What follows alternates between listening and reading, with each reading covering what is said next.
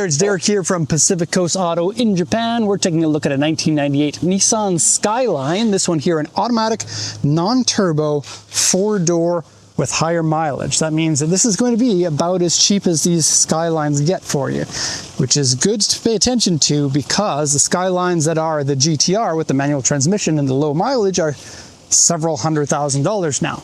So you want to get a Skyline, but you don't want to spend a couple $100,000 on one. You're going to be looking at something like this, which is no joke, going to be about 10 or 15% the price of one of those. Now going into it here, before we get into the full condition of it, because this is a post-purchase inspection video, this vehicle is not for sale at the moment. Just take a quick look at this, revving the engine.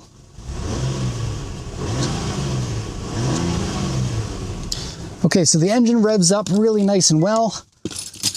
However, the car shakes a little bit when you rev it. And so probably going to want to look at motor mounts, transmission mounts, something like that. Maybe even diff mount can cause something like that. And yeah, otherwise 270,000 kilometers on this one makes it a pretty high mileage Skyline. But as you'll see in this video, it is pretty good for that high mileage. Okay, so strut tops looking good. Oil and coolant don't show any signs of contamination or any sort of problems. And I did drive the vehicle just up and down the block. Everything drove pretty well. Drived pretty well.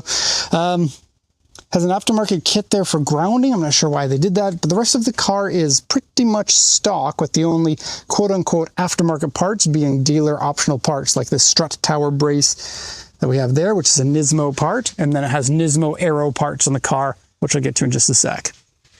Now, the non-turbo versions of these are going to be a little bit more reliable than the turbo ones. For one, they don't have a turbocharger to wear out. And secondly, they're going to put off less heat, less pressure inside the cylinders. And yeah, I'd say that 270 is not near the end of the lifetime for these, but usually you'll see a little bit more wear and tear on the vehicle once it reaches this high of mileage. So let's look now at the auction inspection sheet. Now this one was bought from auction here in Japan for export to a customer in the USA. If you want to get a Skyline, you can check out our website. This is Pacific Coast Auto. Okay, so 98 Skyline 2.5 GTX, 2.5 liter engine, 269,934 kilometers. It is authenticated mileage, automatic transmission with AC, power steering, power windows, airbag, and alloy power steering, power windows, alloy wheels, airbag, pardon me. Original 17-inch wheels, quick peek at those. I think back in the late 90s, this would have been a pretty cool looking performance wheel. Mind you, nowadays it looks a little bit mediocre. Well, I mean, it has the style of being the Skyline wheel. Someone in the States is definitely going to want it for one of their older Infinities or something like that. But I feel like the Skyline is one of those cars that really makes a difference when it's lowered on some nice wheels. And as you saw there, it's already been lowered. Okay, so windshield rock chip, wheels scratched, door mirrors scratched. We also have some paint fade on the mirrors. Interior dirty, seat wear, lowered suspension, dashboard cracked. And this is a no claim section of the auction for somebody who doesn't want to deal with like returns or something like that. It's complicated. If you are interested in more information about that, check out the Cool JDM show where we talk about that sort of thing. So some paint peeling on the back here, some medium scratches on both sides, and then the front bumper on the underside has A3, but it's really not too bad because you can't see it from the outside of the car. So let's take a look at the car, and then this one here, there's a sticker on the back that says Skyline Sports 4-Door Club. Want to see us having fun in Japan? Go check out our new channel. Link in the description. So this guy wanted to be part of the Skyline group. Maybe I got kicked out of the Skyline 2-door group, and he's like, nope, we're starting our own group for the 4 doors. Honestly speaking though, 4 doors, I don't have a problem with them. I think that the 4-door looks pretty decent for the R34, and I think it does for the R32. The 33, the generation before this, I had one. I had a 4-door, and I loved it, but I can't say it was the most beautiful in my opinion. Not the worst, but I feel like the 2 doors really look better for that generation. But here, pretty classy design, pretty nice proportions, and doesn't have that weird body accent line in the rear that the 2-door coupe does. It has like a slash here that always to me looked a little bit weird on an otherwise good looking car. So it's not like it's going to take away from the entire feeling of the car. But yep, Skyline looking all right. So we have the dealer optional headlight eye lines, or whatever they call them. Dealer optional Nismo bumper with extended lip. Pretty nice. Headlights are a little faded. They're not too bad, but they are a little bit faded. And overall, I think you could be pretty happy with the look of this car. Okay, now the damage on the front bumper, got a little bit of a scratch there. If you look at the underside here, you'll see some scratches. Japan is a country with an awful lot of hills, and as a result, you're going to get these approach angle scratches on any car with a lowered front. Which is kind of funny that Japan is the country that a lot of these hyper low cars really originated from. This one's not too low. But the super low cars are popular in Japan, and we don't have the roads to drive them on other than the highways, so bit of a shame. The GT badge is a little bit deteriorated, same with the Skyline badge, and it looks like some of your gasket has fallen out, which shouldn't be the worst to pop that back into place. Coming down the side panels, I think it's looking pretty good. And now they said that scratches on the doors, so you can see some in this area here. It's a little one there. And some on the door handle, as well as on the edge of the door. Looks like someone's trying to close the door with their fingernails. Okay, you always see fade on the B-pillar. This person has wrapped them up. Probably because they had faded beforehand. We got some deterioration here in the C-pillar and the weather stripping. A little bit of paint damage there. And the backlights. These backlights were probably not the ones that were on the car. For one, we've got some paint. You can see the little spots on it. So it's been repainted without prepping it properly. And the one over here has peeled. Now, if it's just these parts on the car that show bad paint, most likely those came from another car and have been repainted to fit onto this one. That does not look like original paint to me. Back bumper, let's see. We have a few scratches around here. Someone was not careful opening the back. A few scratches here from backing into something, a couple of flex cracks, and a few little spots with touch-up paint. That's the stock exhaust on it, which is nice to see, actually. You don't see too many of these with the stock exhaust. And then this plate is illuminated plate. So when you turn on the car and you turn on your headlights, that'll glow green, which is pretty cool. And some sort of a weird little repair that's gone on there with the taillight, the third taillight. Now apparently this side has some A2, so let's find them.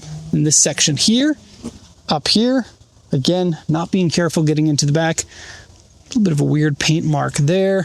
A few minor scratches, some scratches under the door handle, quite big ones. You can get that out by polishing it. It can be a little bit hard to get in there properly. And it looks like your vinyl here has wrinkled a bit. Weather stripping has broken, just a tad there. 25-plus-year-old car, so these are some of the things that you're going to come to expect when you get a vehicle this old. And in fact, compared to most 25-year-old cars, I'd say we're looking pretty good here. Okay, why don't we go to the interior now? We'll just pop the trunk. Got to pop it from inside here. Where is the trunk pop? There it is. And how are we looking? All right, looking all right. So, CD player there. Decent amount of space in the back. You know, it is a sedan. We nowadays have a lot of crossovers. This one, probably a little bit less room than you have in a crossover. But then again, not too small. Let's try to get underneath here. And seeing a touch of rust, probably from some sitting water. Doesn't look like it's too bad. Space saver, spare. And a little bit of watermark there on the particle board. Not too bad. No bad smells, really. I'm going to pass through for skis if you want to do that. Onto the interior, back seats. By the way, UV cut glass. That was kind of a new thing in the late 90s. The 33s had the same thing. So this stuff here on all the 34s gets like this. It melts and then it collects the dust inside it. So it kind of looks dusty and you can't wash that off as far as I know. You have to like take all that finish off and redo it. You can absolutely put adults into here. You're going to want to put the seats a little bit further forward, but it's absolutely adultable. Nissan Skyline, able to be driven by adults, with adults. And pretty decent sized bolstering in here. You know, it has sports car underpinnings. And some speaker wire coming out there. A little bit weird. This plastics needs to be popped back into place by me. And some mystery things as well. Not really sure what those things are for. But yeah, bolstering in here keeps you in your seat when you're going around the corners nice and fast, which in the turbo models you're going to be able to do. I mean, you can still go through the corners at the same speed in this one as the turbo one. You just don't accelerate that fast outside of the corner. Now to the front, and we have a bit of a do-it-yourself repair. This has been wrapped, as well as some of the other parts, and it's been screwed in, you can see there, in 3 places. Most likely the clips that hold it in had broken when he went to take it off, and he's like, screw it. Literally, screw it. Okay, steering wheel cover on there. You'll find that this steering wheel is prone to peeling pretty badly. I haven't ever seen this before. I don't think it's an official Nissan part. I think it's just an aftermarket Nissan wannabe steering wheel cover. Underneath is probably pretty bad. You can see it a little bit peeling there.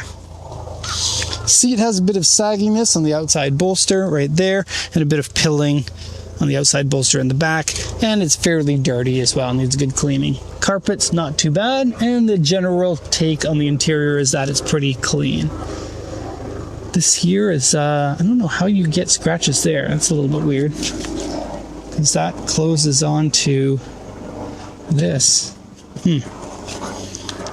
Okay, that one's looking all right. Headliner, this one has been smoked in. You can see it in the headliner. You can see it. Let me see if we can get this to display the colors. You can see that's a little bit yellowed, right?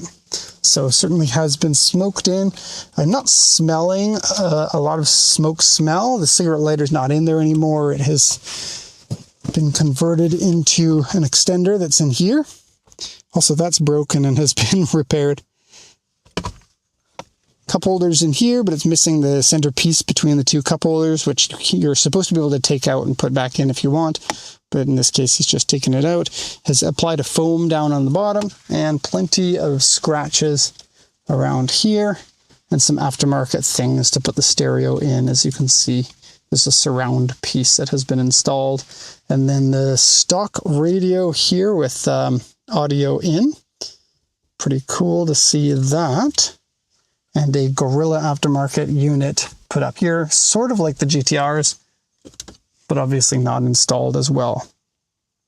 Phone mount and an auxiliary USB and cigarette lighter adapter. Tool collection box, mystery switch. Pretty decent looking gauges, I would say. And yeah, just feeling like the interior is generally a pretty nice place to be. Needs a little bit of a clean up. Some speakers in the A-pillars, eh? And in the doors, of course. And that one has been covered as well, but hasn't been screwed in. And just noticing this, there's a little bit of damage there. Now, the auction sheet said that there was cracks in the dashboard. I'm not too sure where those are. I can just see these scratches. Oh, there they are. So you see them better from the outside. So there they are. And here's a quick look from here. So yeah, not too visible unless you're outside of the car. Okay, so we've done the exterior, we've done the interior, we did the engine. I think it's time to call this video done. And so 1998 Nissan Skyline, what you can expect from one of the cheaper ones. Not to say that they're super duper cheap, they are still Skyline R34s. But yeah, I think it's a good video for information on the car. So I hope you enjoyed it. Thanks so much for watching, and have a nice day.